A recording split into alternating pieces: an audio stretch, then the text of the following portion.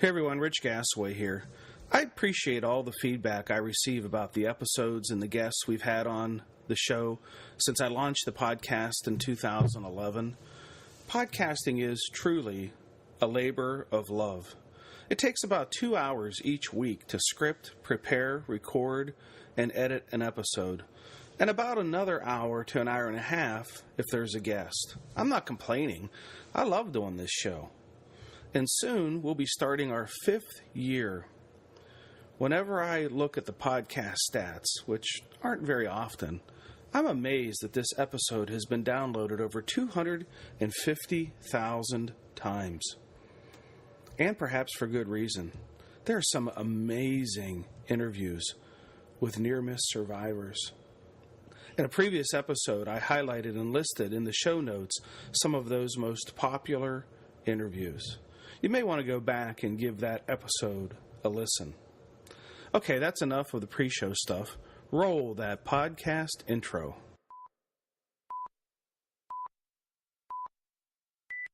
Today's episode is sponsored by Midwest Fire.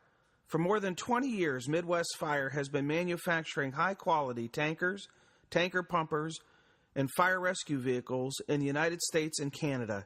Keeping firefighters safe while enhancing their capabilities is what they do best. To learn more, go to MidwestFire.com. This is Dave Dodson, creator of the Art of Reading Smoke program and co-author of the newly released Art of Reading Buildings book. And you're listening to the SA Matters radio show with Rich Gasaway. The SA Matters mission is simple. They want to help us see the bad things coming in time to avoid bad outcomes.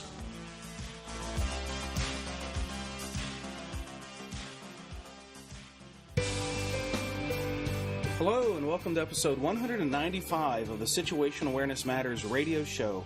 I'm your host, Rich Gasaway. The purpose of this show is to improve situational awareness and decision making for individuals and teams who work in high risk, high consequence, time compressed environments with changing conditions. The SA Matters mission is simple: to help you see the bad things coming in time to avoid bad outcomes. Did you know I've been sharing the message of situational awareness and high-risk decision-making in live program events for 12 years now and have trained just over 62,000 students, including first responders, industrial workers, military personnel, business leaders, medical professionals, utility workers, aviation workers, and more. Really, this message is for anyone who works in an environment that's high risk and high consequence.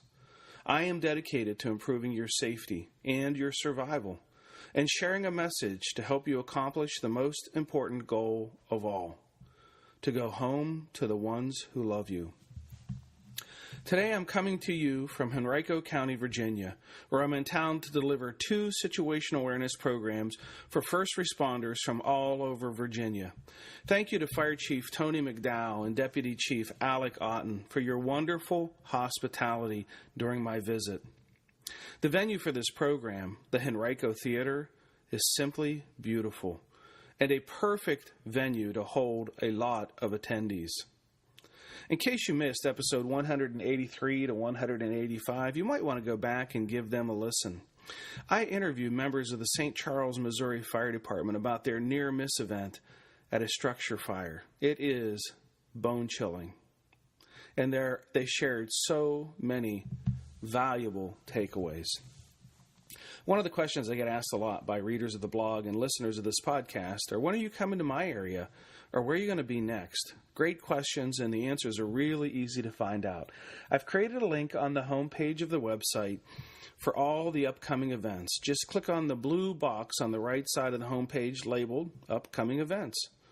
Which box was that? Oh, right, the blue box on the right side of the homepage. The reason I say that is like 5 boxes to choose from. Here's something else you might want to know. If you want to save some money hosting a program, you could consider hosting what I call a companion program. A companion program is a program on an adjoining day to another program.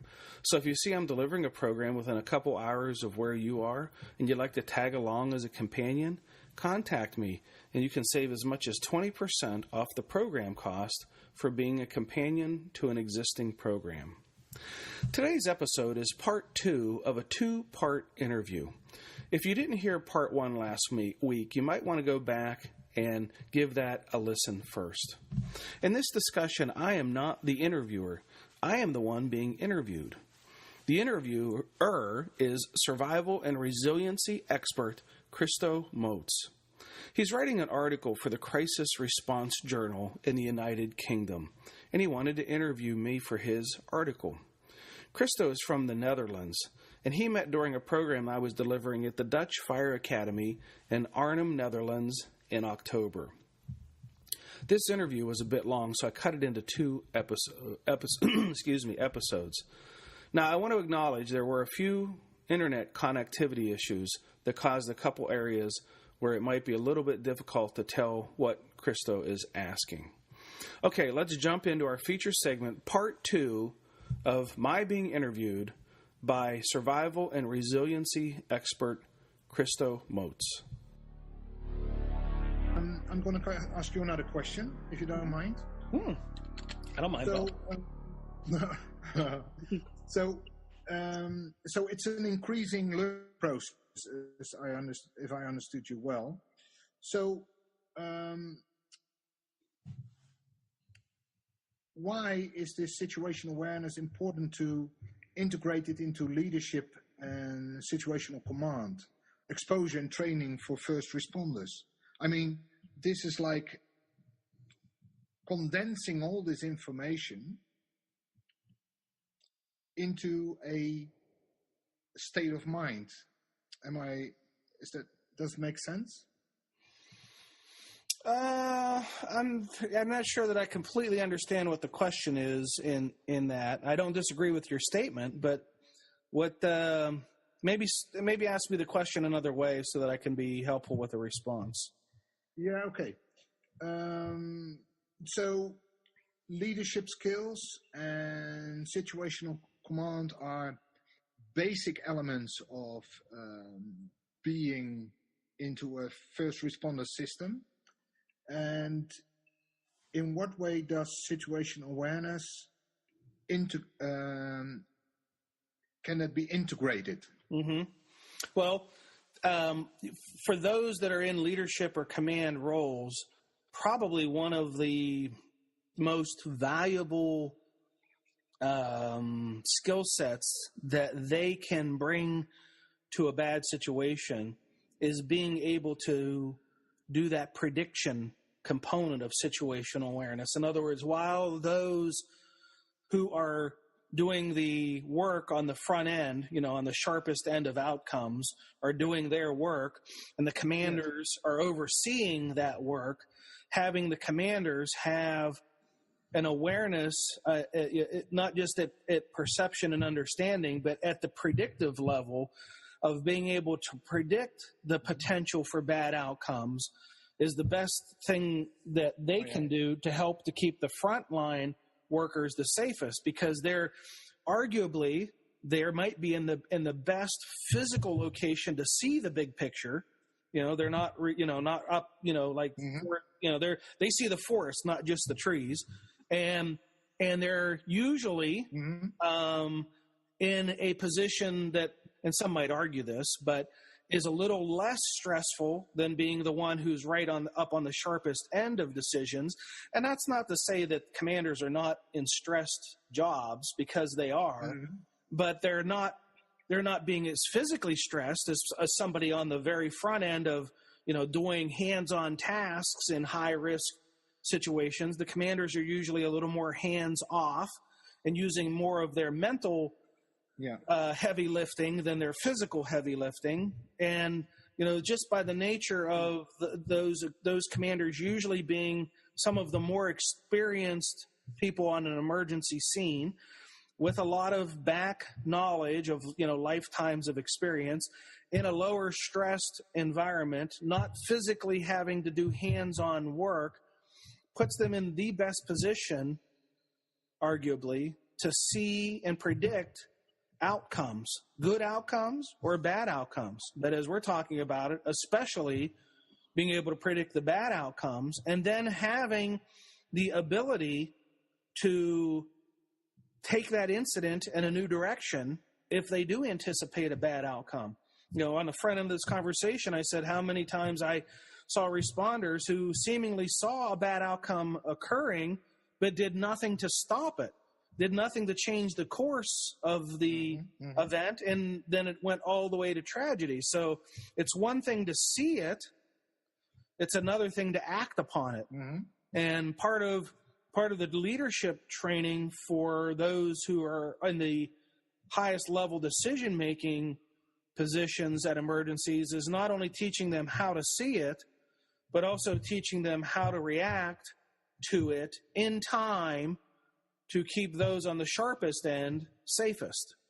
So this whole concept of situational awareness transcended to situational leadership goes hand in glove of being able to see what's happening, understand what's happening, predict the outcomes of what's going to happen, and then provide enough leadership to direct the people on the front end to do the right thing at the right time for the right reason, and be able to change a course of direction in time when things are indicating that it's not going to go well.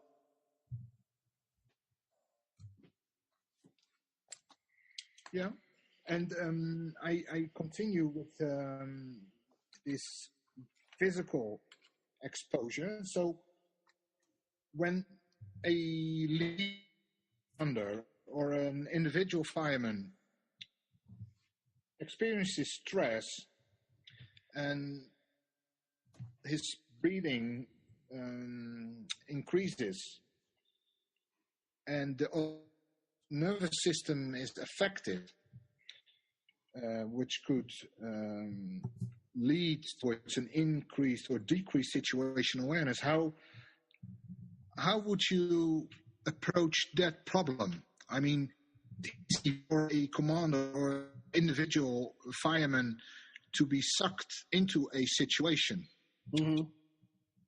Well, the first thing I believe that they need to understand is what is happening to them physically. What is happening under the hood of the car, what is happening in the brain that puts them in this stressed position.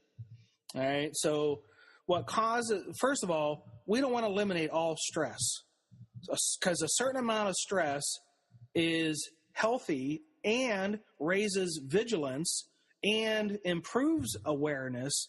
So we don't ever want to do anything to eliminate stress from a responder's environment. But we want to do is help them not go beyond the tipping point where good stress becomes bad stress and then leads to consequences in awareness.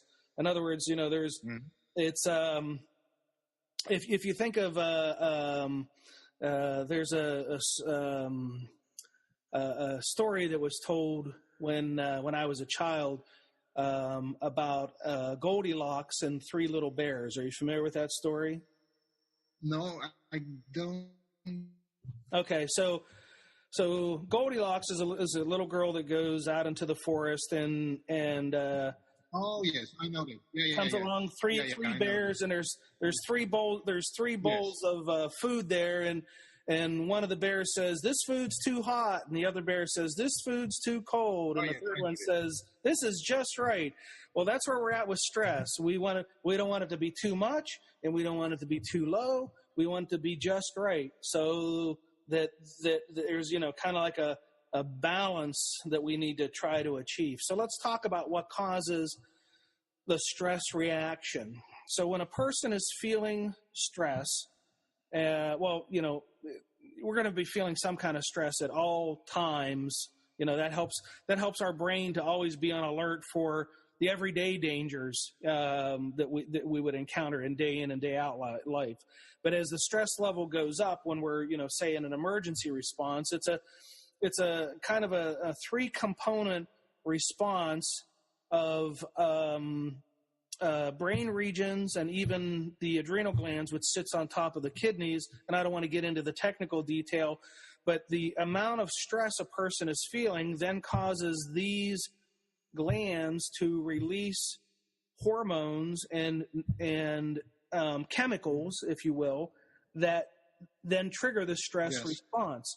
And when those chemicals get released and it raises the stress level, that's what contributes to things like increased breathing, increased heart rate, increased blood pressure, narrowing of your visual field, all of these things that are designed to basically help us survive the attack of a saber-toothed tiger. If you want to take it all the way back to the early existence of our species, when we were trying to learn how to survive in those hostile environments, that every time we left our cave, or what was then our home, there was something that wanted to turn us into lunch that day, and we needed to learn how to survive in that environment. And there were a lot of unsuccessful outcomes along the way in our learning, but we eventually learned how to survive in those stressed environments. And that part of that evolutionary development of our stress reaction, which is what we have today, is our highly developed reaction to stress. But there's some things that have happened in our evolution too. We went from being the lunch of other creatures to now being the dominant species on this planet. So every time we leave our house, we're not at a high degree of vigilance about what's going to jump out of the bushes and eat me today. So, we've kind of gotten a relaxed level of vigilance because, we're not as threatened in our day in and day out living as our earliest of relatives were. So we got this stress reaction triggered by these three regions in our body that are going to release these chemicals that can lead to these potentially bad things happening that negatively impact our awareness. So we want to try as best we can not to eliminate stress, but to control it. And you talk about that tactical breathing exercise. That's one way, and a very good way, to calm this effect down. So basically that controlled breathing, let me swing at this a little different way. One of the ways to make this triad of response go into high gear, which we don't want it to do, because then it's going to release more chemicals, which is going to cause more bad outcomes. So one of the things that happens that makes all this get worse and worse and worse is oxygenation. The more we oxidize these processes, the faster they go. The more robust they are. So when you increase your respirations, which happens, when somebody's hyperventilating, it just causes this to get worse. So the tactical breathing is designed not only to slow the oxygenation, but it's also designed to ever so slightly increase the carbon dioxide level. And if oxygen causes the whole process to go crazy, carbon dioxide causes the whole process to calm down. So this tactical breathing lowers the level of oxygenation and ever so slightly increases the level of carbon dioxide, which then causes these releases of all these chemicals to stay at a balanced state or a desired state instead of that crazy state that leads to what some would even describe as crazy behavior of some people in high stress situations. And that's the tipping point that we don't want responders to get beyond. So the concept you're teaching of this tactical breathing is absolutely spot on, and probably one of the best ways to control our response in a high stress situation.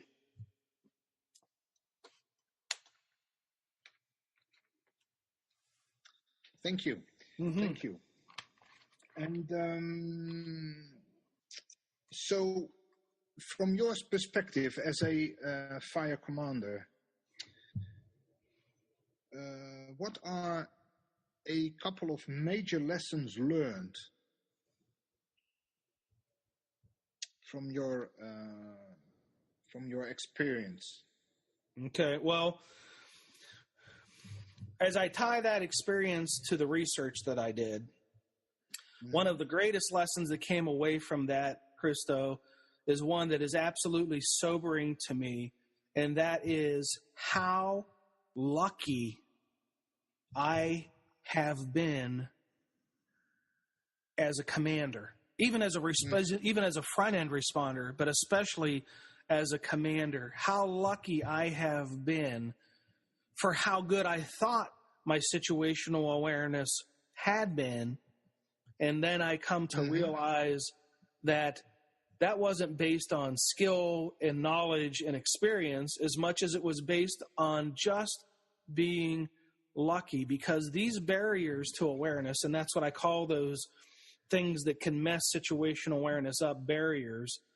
These barriers to awareness can cause bad things to happen that we don't even realize are happening in the moment.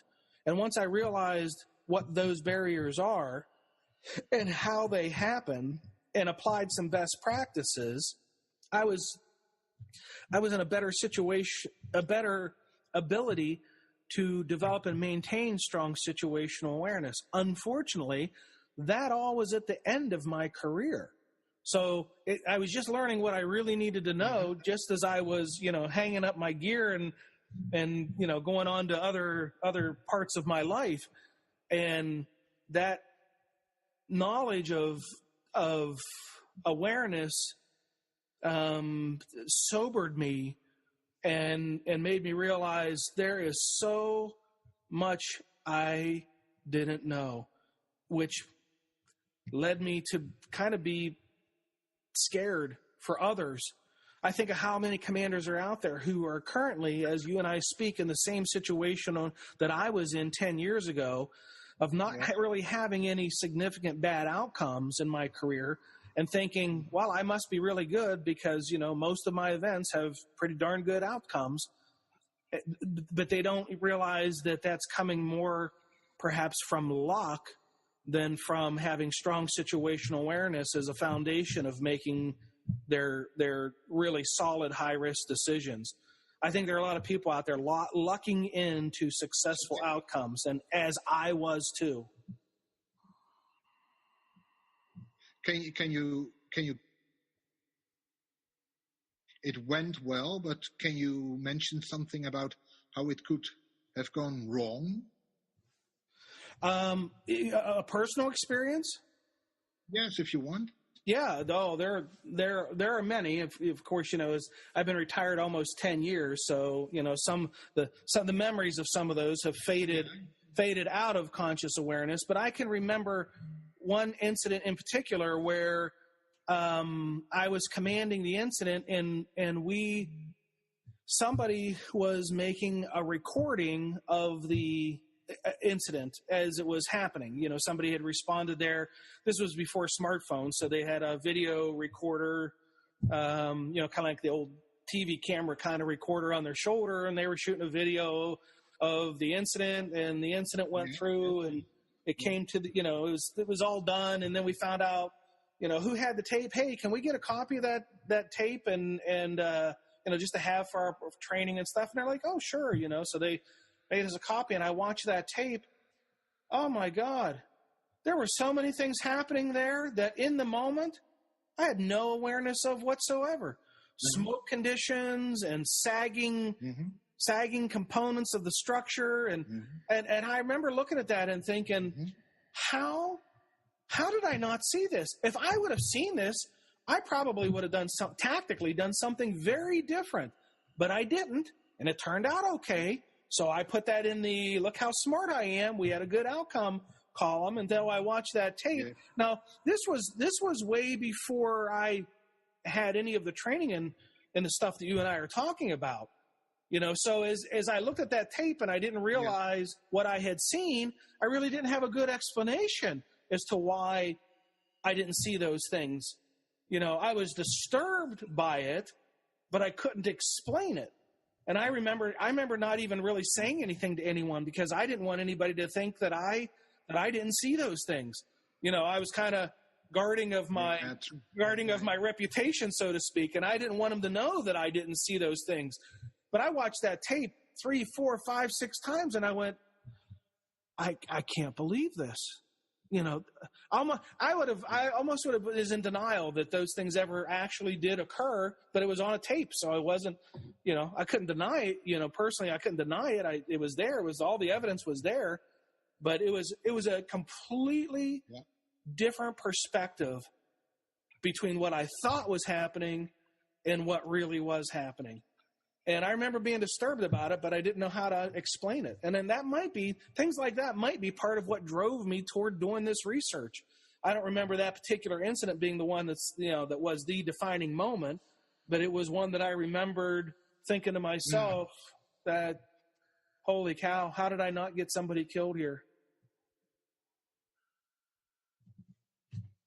Yeah, and that contributes and adds to your overall sense of awareness, as far as I understand. It does. If you internalize those lessons, as long as you're not living in denial or you dismiss it and say, well, no big deal, it all turned out okay. So, so what? You got to look at, if you're truly a student of your own awareness and your own behavior, you would look at things like that and try to really understand, why did this happen and what can I do next time so this doesn't happen again, because I might not be as lucky the next time as I was this time. No, because you are a person, as far as I can understand, is you're very critical. You're doing research. You are willing to know, to understand what processes are beyond the outer side. So that makes a real difference. I mean, so we can make mistakes, but things like complacency or, everything went well, that probably we're very good, and you do not really... You do not accept that as a solid structure. You continue doing research. Right. Oh, Christo, what you're saying is so spot on. It's amazing to me how many people I talk to that have been involved in incidents where someone has got hurt or even killed, and their mental disposition is, oh well, this is dangerous work. Sometimes people are going to die. Sometimes people are going to get hurt. There's nothing you can do about it. They're in this total denial, and I don't know. Maybe at one time in my life I was as bad thinking that way too. I can't say that I always thought the way I think today. I'd like to think that over the course of time and this education that I've gotten smarter about not just dismissing these events as one-off events or coincidental occurrences. I look at things very differently now. And maybe that was me one time in my career saying, oh, let's, it all turned out okay. Don't get too worried about it, instead of trying to learn from those things. And so the key is to always be a student of those events and to dig deep for the deeper explanations, so that, you're becoming smarter about, okay, this one turned out okay, but look at that as maybe a lucky outcome, not a skilled outcome, and let's do things to make sure that they turn out good the next time, but based on skill, not on luck.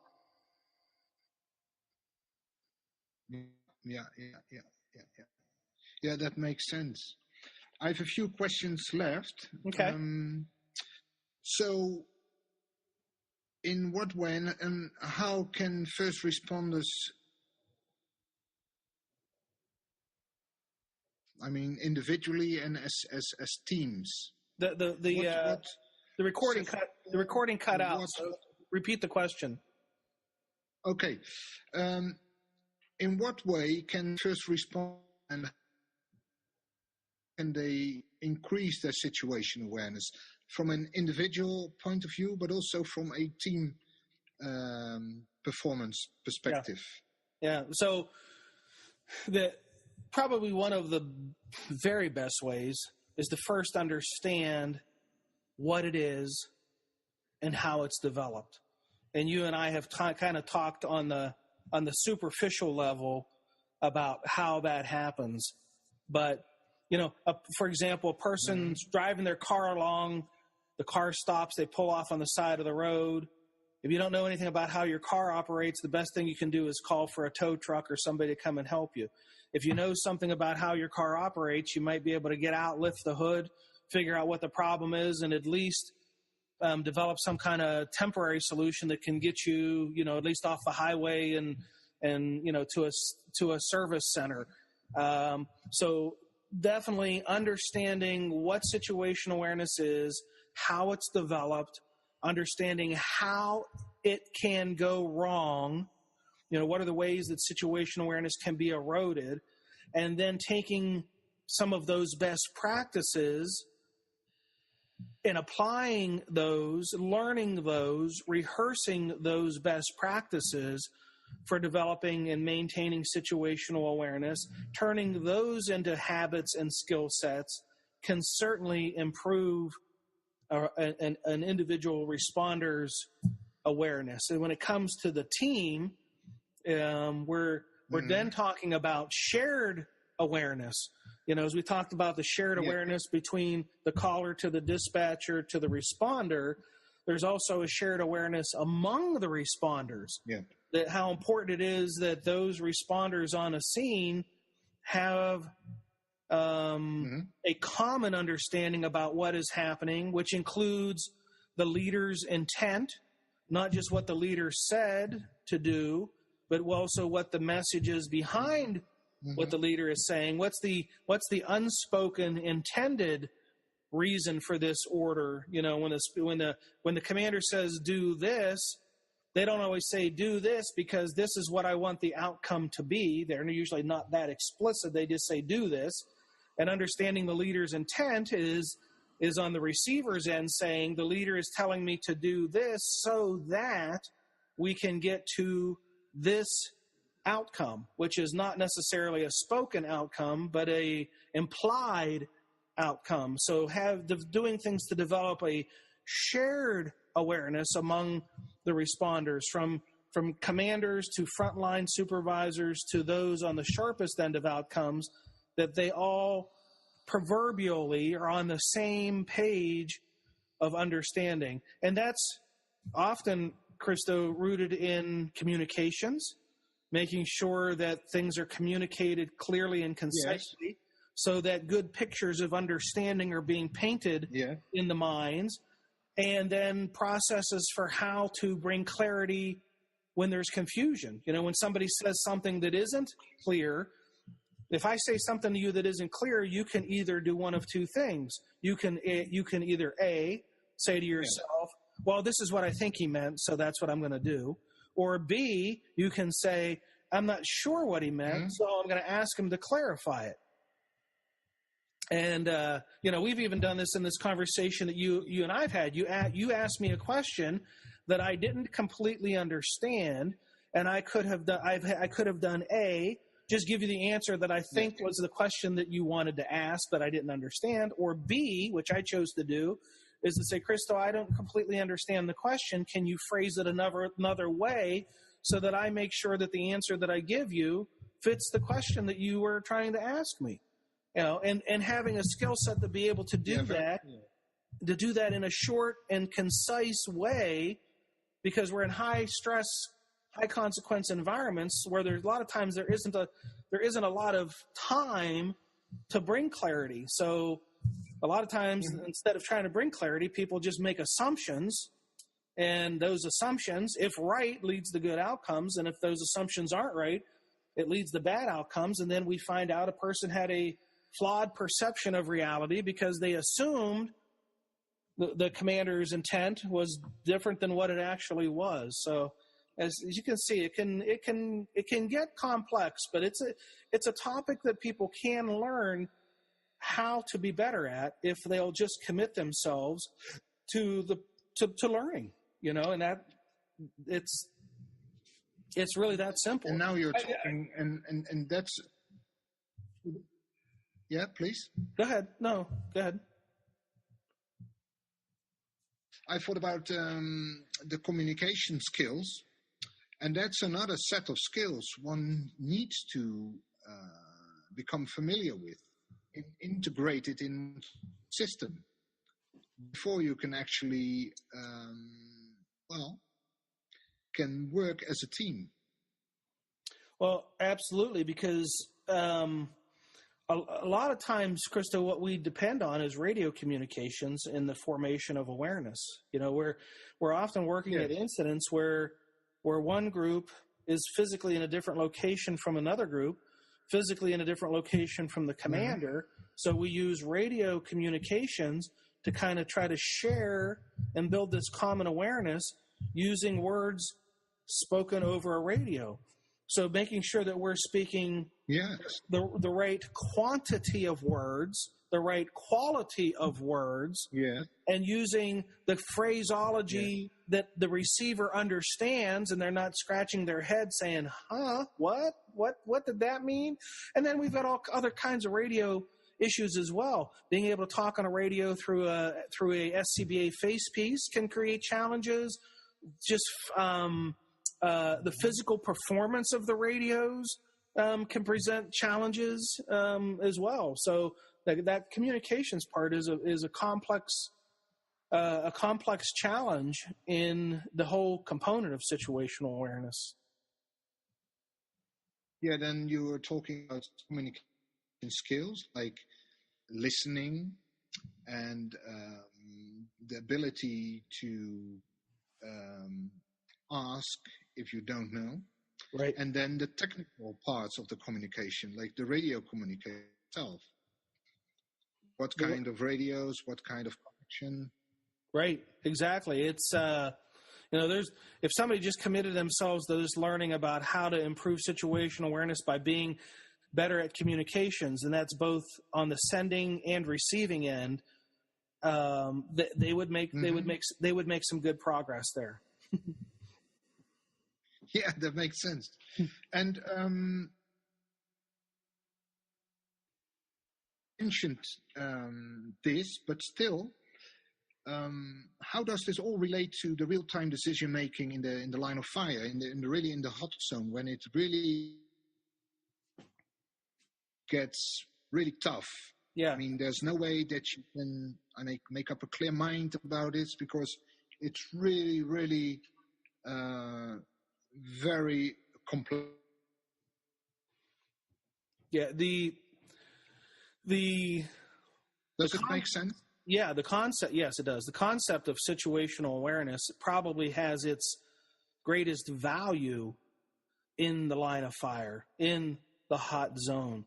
If I can just get someone to understand that the foundation for good decision-making is situational awareness. The better your situational awareness, the better your understanding of what is happening around you, the better understanding of your ability to predict outcomes, and especially bad ones, then sets up your decision-making. Now, here's the thing. You don't have to have good situational awareness to make a great decision. You can have terrible situational awareness and still make a great decision. We call that lucky.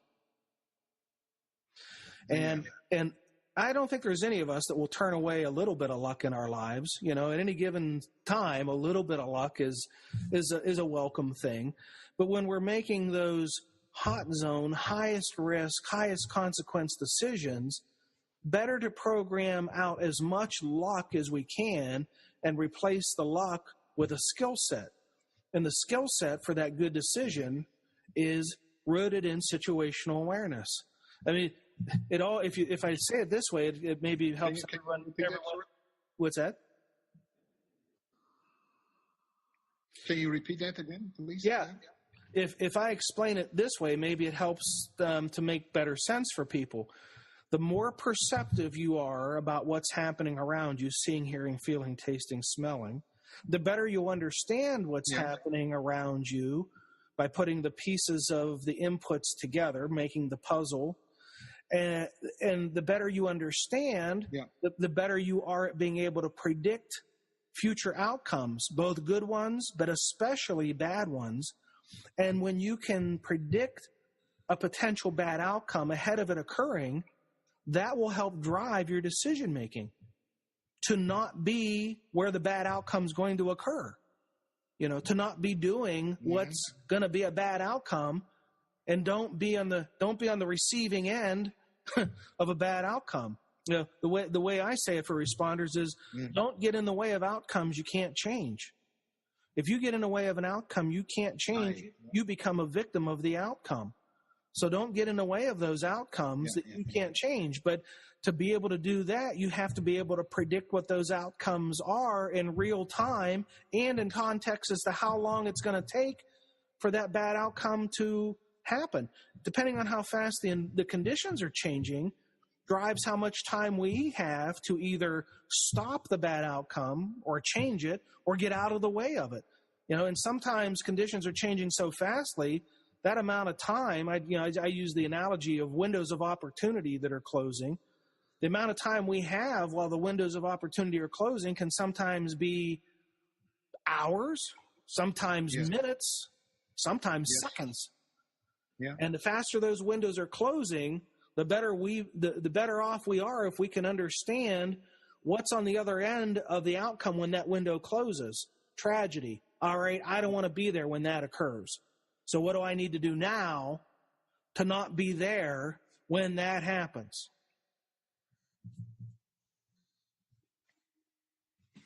Yeah, that makes sense. Thank you. And one of the last questions, what would you like to address? What is the most important part of your message to the listeners, to the readers? Mm-hmm. I think the most important part is to have to be enough of a student of this topic to understand our vulnerabilities, especially in stressed environments. Because we're not as vulnerable when we're in a non-stressed environment. We're not as vulnerable when we're learning in a classroom. We're the most vulnerable when we're under the greatest amount of stress in our high-consequence environments, and understanding what happens when we're in those environments and how we can use situational awareness to drive good decisions in those environments is really what's going to up the probability of our survival. I didn't say it's going to make sure we live through everything. You can have great situational awareness and still have bad outcomes. So I don't want to be foolish enough to make people think that the magic potion to your survival is good situational awareness. In other words, if you have it, you'll live through everything and anything. That's not true, because there's just some really unexpected things that can happen that the best of us could never have anticipated. But if you want to up your probability, then understanding our vulnerability as humans, how to develop and maintain our situational awareness, what to do to overcome some of these barriers, and how to use that as a foundation for decision making. I think when that happens, Christo, when that really happens, you end up with a responder that is very good at critical thinking and resilient problem solving, and that person is an asset. That's an asset. Yeah. One word about your program, because you're traveling all around the globe, bringing up your message and sharing your experience and your lessons learned to many first responders. And so, can you just mention what your program is about? Mm-hmm. Yep. So if somebody wants to learn more, the easiest place to go to learn more is my website, because it is a treasure trove of free information, and everybody likes free information, right? And it's not just promotional information. I have a blog there where I share all these lessons that you and I have been talking about, and there are over 400 articles on this blog that are all completely free for anybody who wants to read about and advance their knowledge. So I'd say first and foremost, before we talk about my programs, immerse yourself in a little bit of the free learning that you can do from your computer by visiting the website. And the website is samatters.com, and that's S as in Sam, A as in Adam. The SA stands for situational awareness, samatters.com.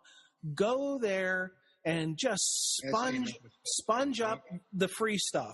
Now, I also have a podcast on there where I podcast on the topic of situational awareness. In fact, this interview that you and I are doing is going to end up being one of those podcast episodes, so that for the people that are maybe not in a country that gets the Crisis Response Journal, they'll be able to learn from our interview. And you, when you write your article, you might say, and if you want to hear the full interview, go listen to the podcast, because your article can't possibly contain every word that we just talked about. You're gonna use your magic and summarize it, and add your own perspectives to it and stuff. But it's going to be 1,000 or 2,000 word article, and you and I have probably spoken 30 or 40,000 words here that they can then go and listen to that podcast. And the podcasts are all free too.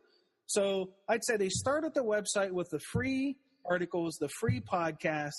Then if they want to go to the next level, they can click on the tab that says books and videos.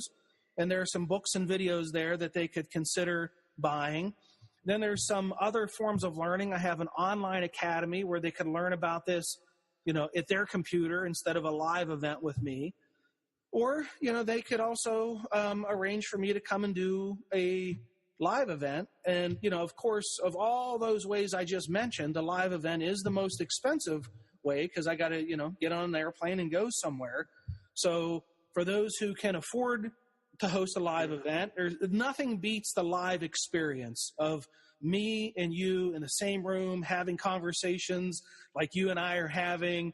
It's that part is invaluable, but not everyone can do that. But for those who can do it, that really is the most powerful way to get people inspired about learning about this message.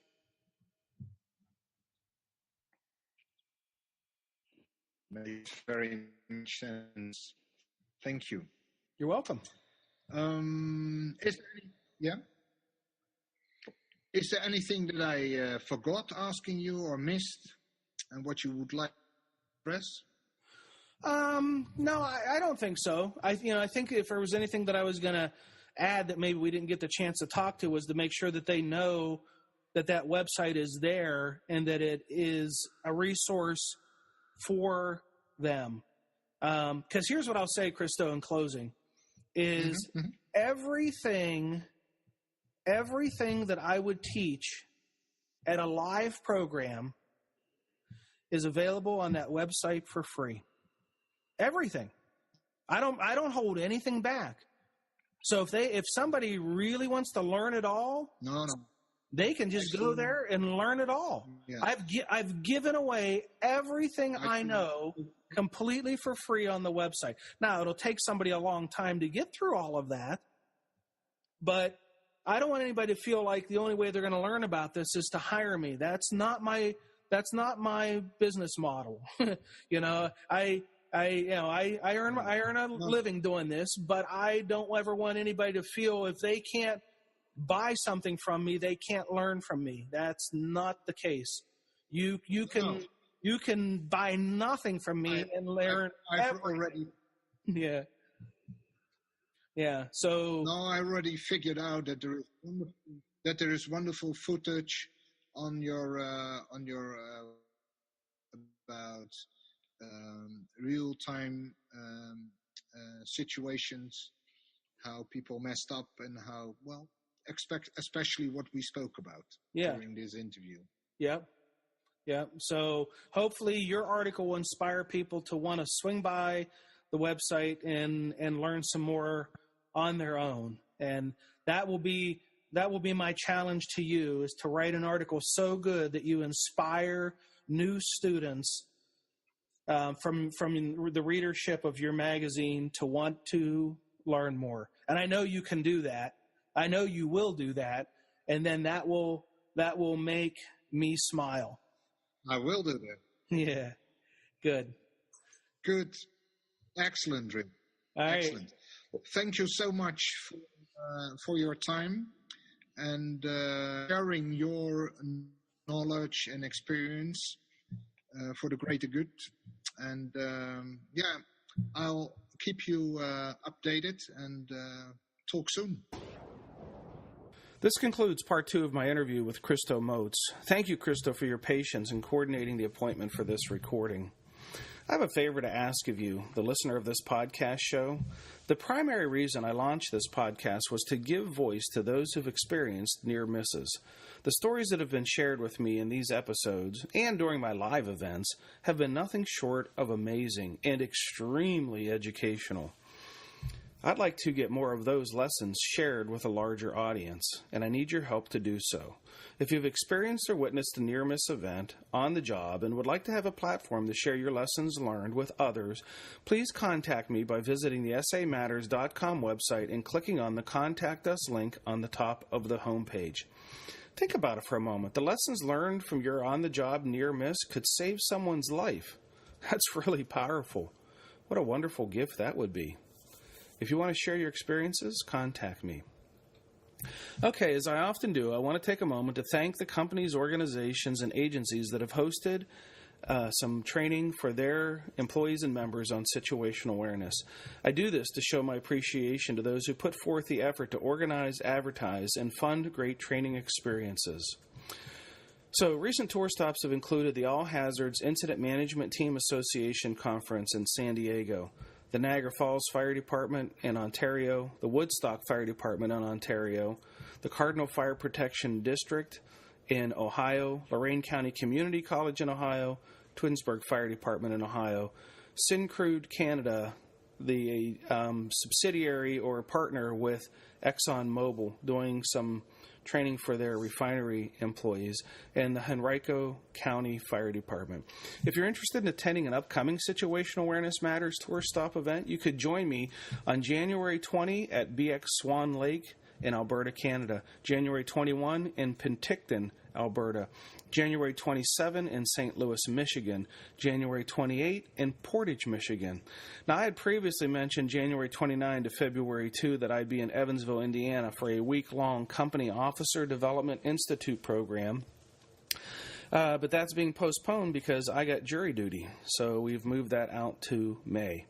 February 3rd in Swissville, Pennsylvania, February 6th in Evans, Colorado, February 7th in Frisco, Colorado, February 12 to 15 in Missouri City, Texas, February 20, a program for the International Association of Fire Chiefs in Orlando, Florida, February 21 and 22, the Escape Conference in Pipestem, West Virginia, February 27, Texas Fire Chiefs Association Conference in Austin, Texas. If you want to see the location of all the upcoming Situational Awareness Matters tour stop events, just head over to the website and click on that blue box I mentioned on the right side of the homepage. Just know the schedule is always changing, so check back often. If you're interested in hosting a Situational Awareness Matters event in 2018. I'm actively booking those now. And if you know of a company, agency, association, regional conference, state conference, or national conference that might want to host a program on situational awareness, just go to the website, samatters.com, click the Contact Us tab, and we'll get something set up for you. I got great staff, so I promise they'll make the whole process easy. The last time I was in southwest Minnesota, I stopped to visit the sponsor of this podcast show, Midwest Fire. Midwest Fire makes amazing all-poly fire apparatus, and it's changing the industry. You need to check them out at midwestfire.com. Anyhow, I got a chance to sit down and talk to some of their employees about what separates Midwest Fire from their competitors. Let's listen in to that interview. Okay, Dalton, tankers and tanker pumpers. That seems to be the game for Midwest Fire. I see, even as I'm here at the factory, I see a number of tankers and tanker pumpers. But do you build anything else? Are you basically just a two-product company, or do you have other types of trucks that you're building for customers? We do, in fact, build a lot of tankers and tanker pumpers. They are our bread and butter. We love building them, and they're a great product for us. But, in fact, we do not only build tankers and tanker pumpers. We try and fill the whole department. So if anyone needs to replace their fleet, we can do it. We do a lot of roll pumpers. We're starting to do more and more of those. We don't really trend towards more of the major metropolitan cities with pumpers. We leave that up to the guys that have been doing it for a long time. We take care of our customer base, which are volunteer firefighters, rural firefighters, and we provide them with the rural pumpers. We also do quick attacks. We do a lot of rescue quick attacks, mini pumpers, not necessarily the PTO mini pumpers, but we do portable pumps on these things. So essentially it's a lot of rescue tools. It's on an F550. It's got a rescue-style body, but we call them quick attacks. And then finally we do brush trucks. And brush trucks we love doing these because these things are one of the coolest trucks and coolest firefighting piece of equipment on the face of this earth. We've been doing a lot of those. We've started doing brush trucks around 2.5 years ago, and we have been building roughly 10 to 15 a year, and we're increasing that by the day. It's a really cool thing, and you'll be seeing a lot more Midwest Fire brush trucks in the future. So if somebody wanted to see what these trucks look like, are there pictures on the website or a gallery, or is there someplace they can go to put their eyeballs on what we're talking about here? Yeah, definitely. We have many areas where you can see the pictures. We have a Twitter account. We do a lot of delivery pictures and just pictures in general on our Facebook. That's a huge place for people to go see us. But the biggest part is our website. We do have a deliveries tab, and you can see all recent deliveries on our website from the day they were delivered all the way back to how many ever years ago. Yeah, nice. So if you want to learn more about the types of apparatus that Midwest Fire is building, tankers, tanker pumpers, quick attack pumpers, brush trucks, rural apparatus, visit them at MidwestFire.com and see how they can help you. Thank you to Midwest Fire President Sarah Atchison and all your staff for your awesome commitment to improving the safety of first responders. I really appreciate your support of my mission. Hey, if you're not a member of the SA Matters community of learners yet, you should consider joining. There are over 50,000 people connected with me through the newsletter, Facebook, Twitter, LinkedIn, sharing ideas about how to improve situational awareness, how to make better decisions under stress, and how to train employees to be critical thinkers and resilient problem solvers. If you want to sign up for the newsletter, and by the way, it's free, it's really easy to do. And the newsletter contains featured content from the blog and the podcast, and some special discounts occasionally on books and videos, exclusively for the newsletter subscribers. And it truly is the best way for us to stay in touch with each other. All right, so here's how you join. Just get out your smartphone and text SA Matters to 22828. That's the letter S as in Sam, the letter A as in Adam, and the word Matters, all together, squeezed together, SA Matters, one word, to 22828. You'll get a reply back to enter your email, and that'll sign you up for the newsletter. If you don't have a phone with texting capability, just swing by the SA Matters website and click on the red box on the right side of the home page labeled Free Membership.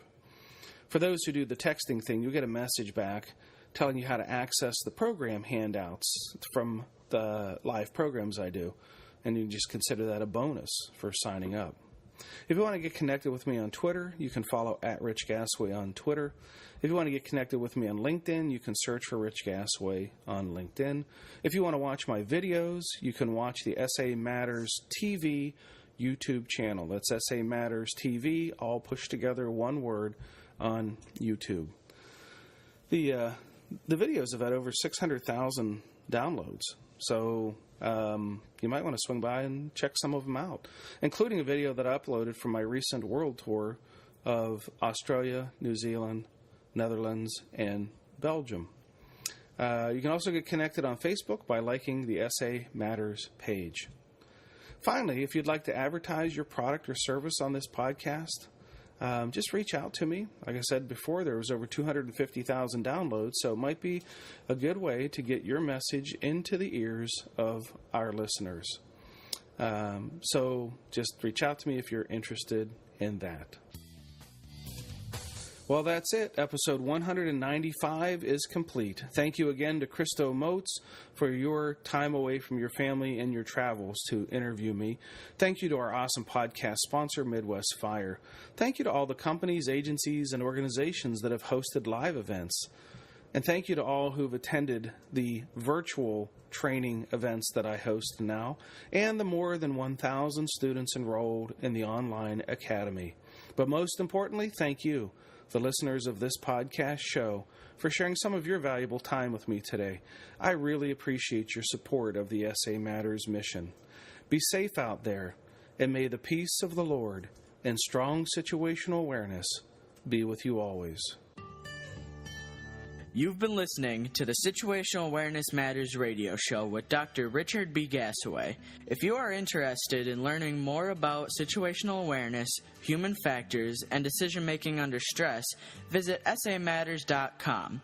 If you are interested in booking Dr. Gasaway for an upcoming event, visit his personal website at richgasaway.com.